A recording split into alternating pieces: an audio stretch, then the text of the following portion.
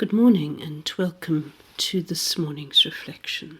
If you are able to read Matthew chapter 25 and verses 31 to 46, that would be helpful. And I don't have the time to read that this morning, but it does serve as a good introduction to what we're going to talk about today.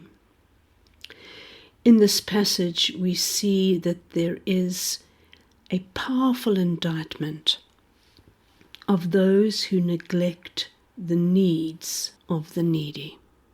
Jesus separates people into two groups: those who took care of the hungry, the thirsty, the naked, the sick, and the prisoners, and those who did not.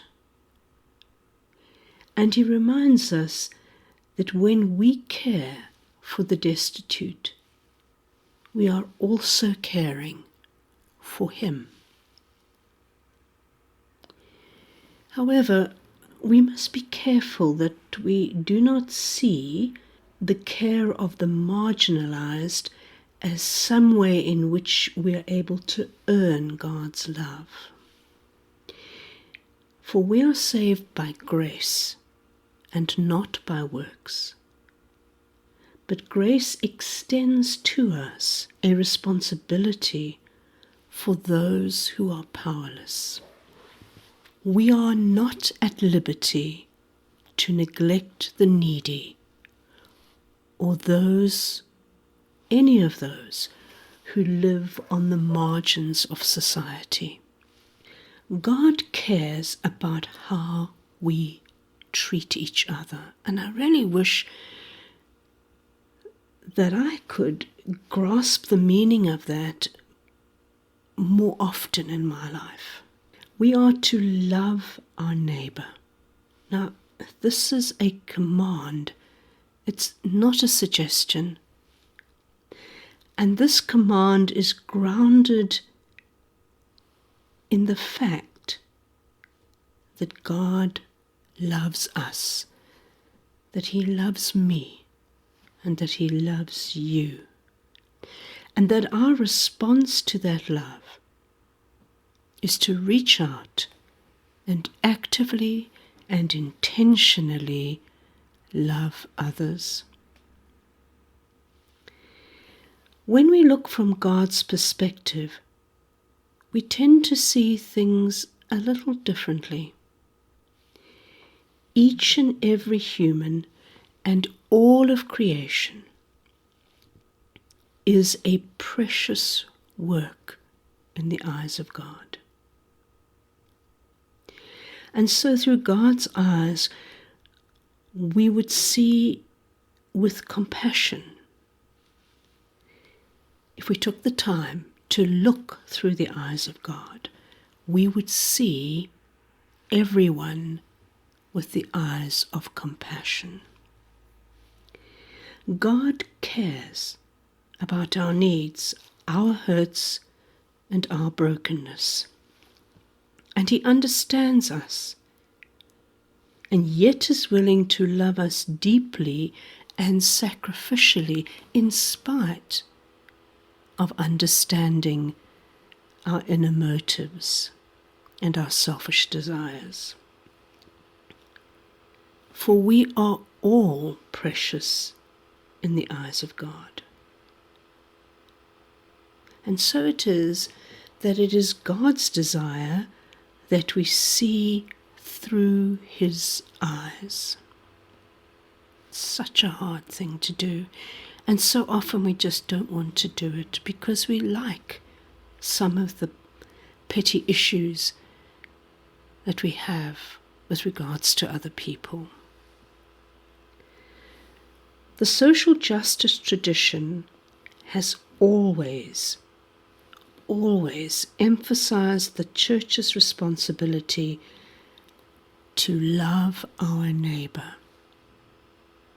The Salvation Army is an excellent example of the church reaching out into the lives and hearts of those in need Mother Teresa and her work in Calcutta, looking at the poor through the eyes of God. Now, social justice is much more than just handing out food parcels.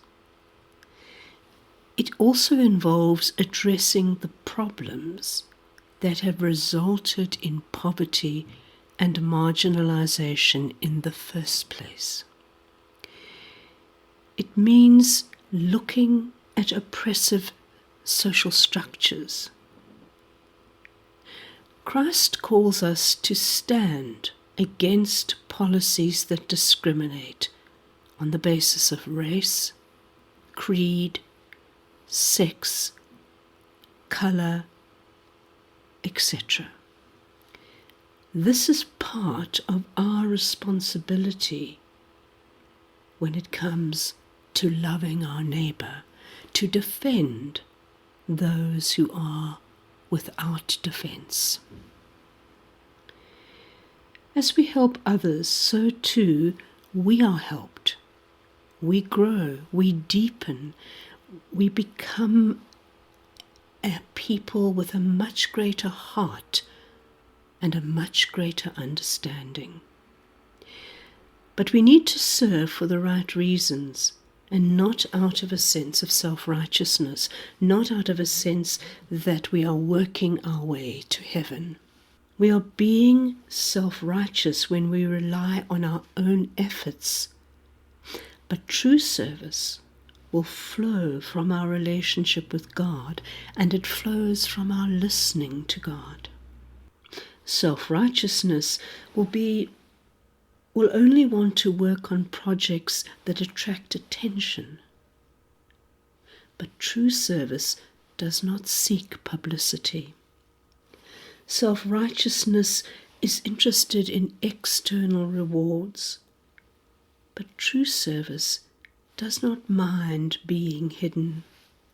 Self-righteousness is concerned with results, and true service is free of the need to achieve. Self-righteousness will pick and choose where to serve, but true service simply serves where it is needed. Self-righteousness is afflicted by the moods and whims of the people involved, but true service is not affected by the ebb and flow of human emotions. Self-righteousness is without sensitivity, but true service listens before rushing in and deciding what people need.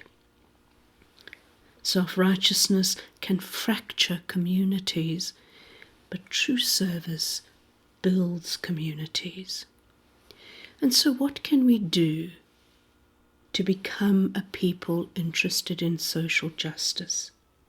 We can start by simply writing a letter of affirmation to someone who serves in our community, to recognize the service of others, to work in a kitchen that serves those who are hungry, to guard the reputation of others, to make sure that when gossip is abounding, that we stand for justice in that situation, that we stand up for people who are not there to stand up for themselves. We must look for injustice, and when we find it, address it. And if we have to, we must take a stand for what is right, even if that means placing ourselves in very difficult and sometimes potentially threatening situations. And so this week, give thought to seeing through the eyes of God, the eyes of compassion. Amen.